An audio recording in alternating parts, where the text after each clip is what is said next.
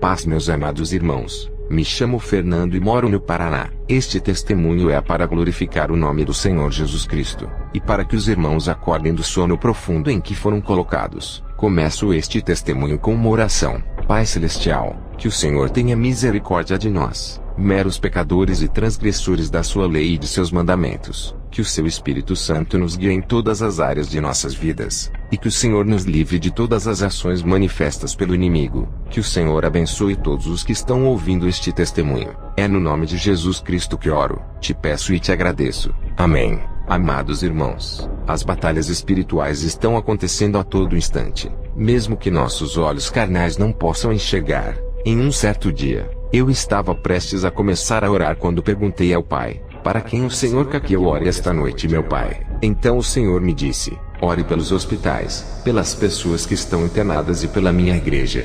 Isso aconteceu por 2 noites seguidas. Na terceira noite, o Espírito Santo me deu a visão de uma mão com uma luva de médico. Eu não entendi para quem era para eu começar a interceder. Então Deus me deu uma nova visão. Era uma sala de cirurgia. Os médicos estavam prestes a começar a operação. Entendi que era para interceder por todas aquelas pessoas, médicos, enfermeiros e pelo paciente que estava para ser operado. Quando terminei de orar, o Senhor me mostrou outra pessoa por quem eu devia orar naquele momento. Eu vi um senhor de idade sentado numa cadeira com uma máscara de oxigênio. Em pé estava uma moça que o acompanhava.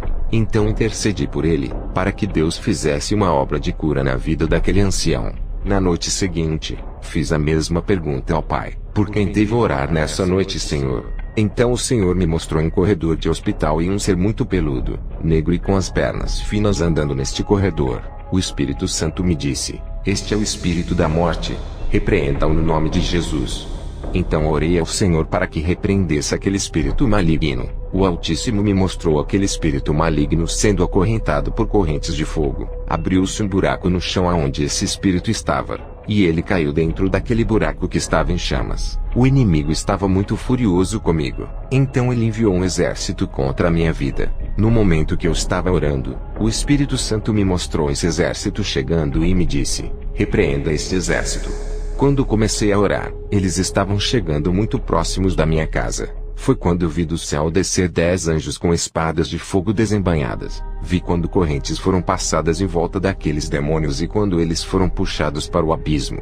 É muito sério o que está acontecendo, meus irmãos. As potestades e principados do inferno estão fazendo de tudo o mais depressa possível, pois é chegado o dia do Senhor. A cada degrau no mundo espiritual que subo, um demônio vem para batalhar. Na primeira vez que isso aconteceu, eu disse ao Senhor: Pai Celestial, qual a brecha em minha vida que está dando legalidade aos demônios? O Senhor me respondeu: é permitido que eles ataquem para que você seja fortalecido para as batalhas e não tenha medo.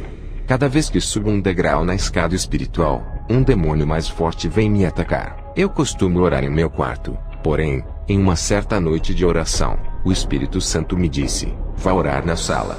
Então fui orar na sala. Me ajoelhei perto do sofá e comecei a orar. Alguns minutos se passaram, quando começou uma ventania muito grande. Quando escutei o telhado fazer um barulho muito grande, como se a ventania fosse arrancar o telhado, percebi que algo havia pousado em cima da minha casa. Mas não parei de orar em nenhum momento. Aquilo que estava em cima da minha casa entrou com uma força muito grande pela janela da sala fazendo um barulho enorme. Ele parou em pé na minha frente. Essa potestade do ar começou a me ofender. Ele estava muito furioso, mas eu estava com a cabeça bem baixa em oração. O Espírito Santo rapidamente me disse: não olhe para cima, apenas repreenda ele. Então ele desapareceu dali. 2 dias depois dessa guerra espiritual contra essa potestade do ar, alguns demônios menores tentaram me atacar pela madrugada. Como o Espírito Santo me deu o dom para ver esses demônios, eu comecei a ver a forma real deles. Um desses demônios era como um ser em decomposição. Metade do rosto dele tinha tumores enormes. Algo muito fedido, irmãos. O cheiro dele é como de um animal em decomposição. O Espírito Santo me disse: esse é o demônio carniceiro. Esses demônios frequentam cemitérios e possuem pessoas para comerem cadáveres. Entendi que essa classe de demônios estava também junto com as legiões dos endemoniados gadarenos. Em outra noite de oração, irmãos, o Espírito Santo do Senhor me disse: agora te dou o dom para expulsar os demônios. Depois que ganhei esse dom, passei pela maior prova até agora, amados. um demônio muito forte veio para batalhar contra mim. Era um demônio tão terrível que quando ele chegou para batalhar comigo, minha mãe que estava dormindo no quarto dela sentiu um frio sobrenatural a ponto de bater o queixo. Era uma presença muito maligna, irmãos. Ele só se retirou depois de muita oração e repreensão. Essa batalha foi a mais difícil que eu já tive. Eu digo aos irmãos, usem todas as armas que Deus lhe concede, mas não sejam alegres por causa das armas, pois está escrito. Então os 70 voltaram cheios de alegria dizendo, Senhor, em seu nome os próprios demônios se submetem a nós. Jesus lhes disse, eu via Satanás caindo do céu como um relâmpago. Eis que eu dei a vocês autoridade para pisar em cobras e escorpiões e sobre todo o poder do inimigo, e nada absolutamente lhes causará dano. No entanto, alegrem-se não porque os espíritos se submetem a vocês, e sim porque o nome de cada um de vocês está registrado no céu. Lucas 10, 17 a 20. Eu devo dizer aos irmãos ouvintes, perseverem na fé, creiam em Deus Pai e também no Senhor Jesus. Aceitem as correções do Espírito Santo, porque estamos no fim dos dias. Quando eu me dirigia para a igreja a fim de orar, no meio do caminho o Espírito Santo me disse, o tempo está se findando.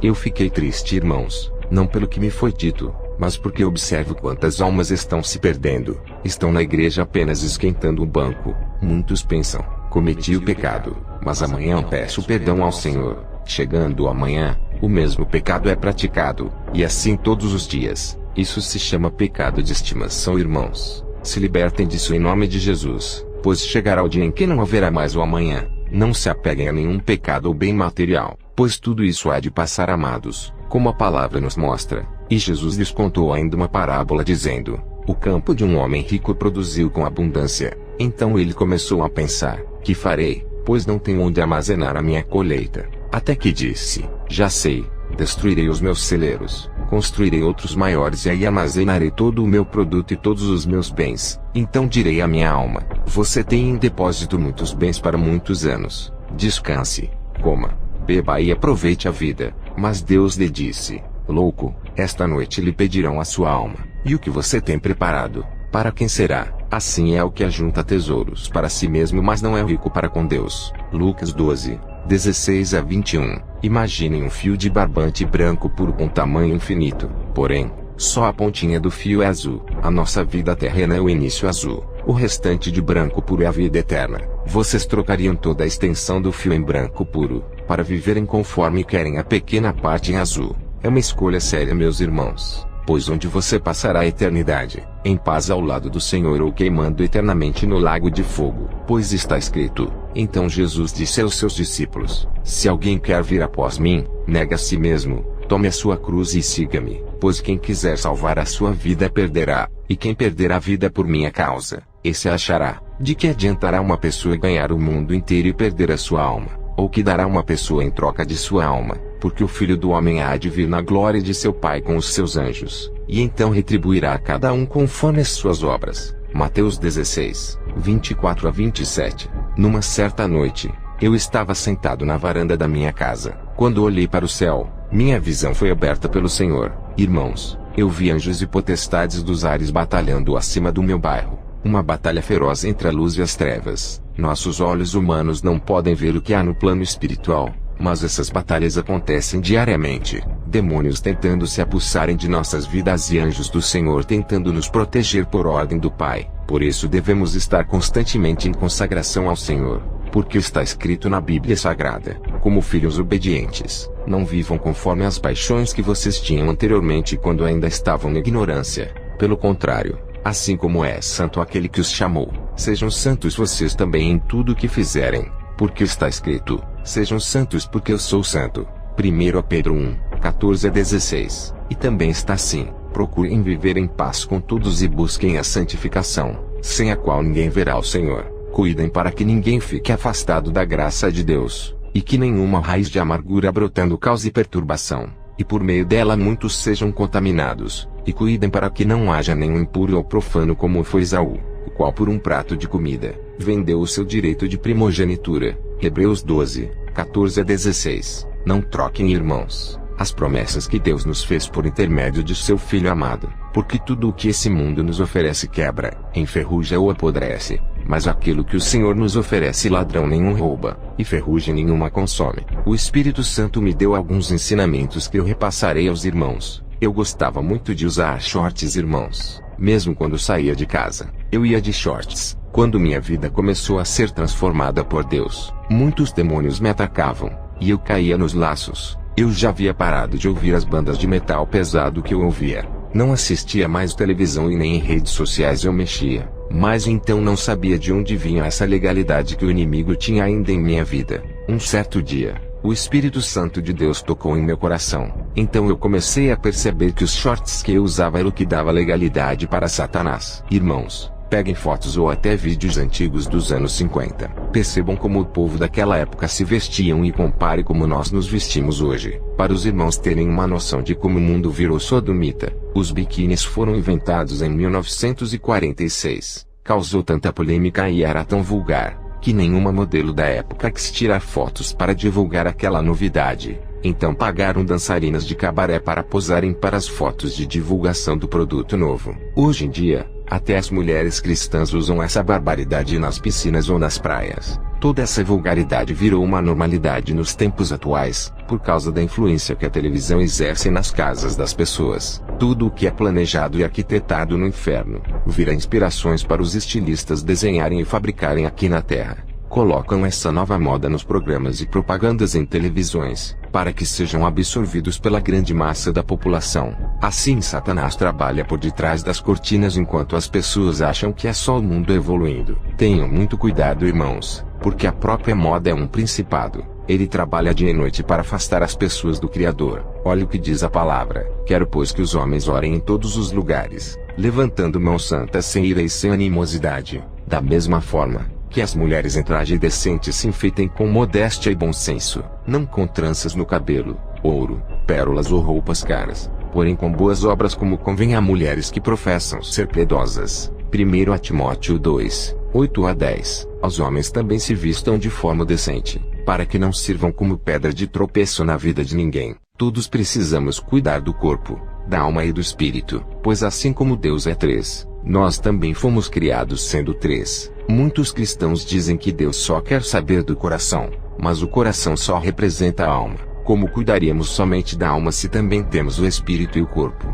Do corpo você cuida no vestir, e repreende todo o desejo da carne. Do espírito você cuida dos maus pensamentos e repreenda os pensamentos ruins lançados contra você. E da alma você cuida em todos os sentimentos. Repreenda todos os sentimentos negativos que nasçam no coração. O pecado acontece assim. Primeiro seu corpo cobiça com os olhos jogam para a mente e a mente repassa ao coração. Satanás primeiro cobiçou ser adorado como Deus, depois ele pensou que poderia ser como Deus, e em seu coração ele disse: Subirei ao céu, exaltarei meu trono acima das estrelas e me assentarei no monte da congregação nas extremidades do norte. Subirei acima das mais altas nuvens e serei semelhante ao Altíssimo.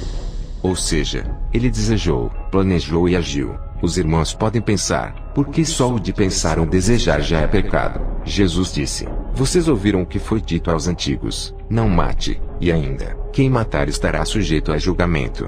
Eu porém lhes digo que todo aquele que se irar contra o seu irmão estará sujeito a julgamento. E quem insultar o seu irmão estará sujeito a julgamento do tribunal. E quem o chamar de tolo estará sujeito ao inferno de fogo. Mateus 5, 21 a 22. O se irar contra o irmão é pecado da alma que vem do sentimento. O insultar o seu irmão ou o chamar de tolo são os pecados que foram pensados em espírito, mas são verbalizados, fazendo assim o corpo pecar também. Jesus também disse: vocês ouviram o que foi dito, não cometa adultério. Eu porém lhes digo, todo que olhar para uma mulher com intenção impura, já cometeu adultério com ela no seu coração. Mateus 5, 27 a 28, é um pecado que não foi consumado fisicamente. Ou seja, seu corpo não se deitou com a mulher, mas sua alma e seu espírito pecaram, pois a alma teve a intenção impura e o espírito imaginou o adultério. Por isso eu digo, se deixarmos de cuidar de um só dos três, corpo, alma e espírito, deixando qualquer um deles picarem,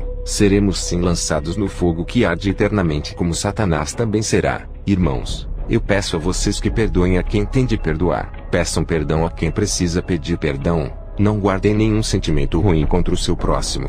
Pelo contrário, ore por aqueles que querem o seu mal, peçam a direção de Deus para que Ele vos ajude a largar todos os pecados e a se purificarem de tudo que é do maligno, porque não houve nenhuma reforma no céu, meus irmãos. O caminho continua sendo espinhoso e a porta ainda continua a ser estreita. Só serão salvos aqueles que persistirem na fé e guardarem o amor a Deus. No reino de Deus, irmãos, pecado nenhum entra, nem mentiras ou falsidade. Por isso vigiem a todo momento, porque ninguém sabe quando vem o Senhor. Está escrito: estejam preparados, com o corpo cingido e as lamparinas acesas. Façam como os homens que esperam pelo seu Senhor, ao voltar ele das festas de casamento, para que logo abram a porta quando vier e bater. Bem-aventurados aqueles servos a quem o Senhor, quando vier, encontrar vigilantes. Em verdade lhes digo que ele há de cingir-se, dar-lhes lugar à mesa, e aproximando-se os servirá, quer ele venha à meia-noite ou de madrugada.